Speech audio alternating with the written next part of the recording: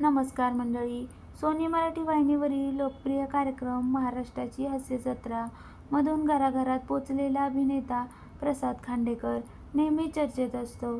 सध्या प्रसाद आपल्या कुटुंबासह सुट्टी एन्जॉय करताना दिसत आहे. नुकतेच त्याने सोशल मीडियावर कुटुंबासह सुट्टी एन्जॉय करतानाचे फोटो शेअर केले. खांडेकर कुटुंब सध्या कोकणात मजा करताना पाहायला मिळत आहे. पण तुम्हाला माहिती आहे का, प्रसाद खांडेकरची पत्नी व्यवसाय करते. प्रसाद सोशल मीडियावर नेहमीच त्याच्या पत्नीबरोबरचे फोटो शेअर करत असतो. अल्पा असं प्रसादच्या पत्नीचं नाव असून तिचा स्वतःचा व्यवसाय आहे.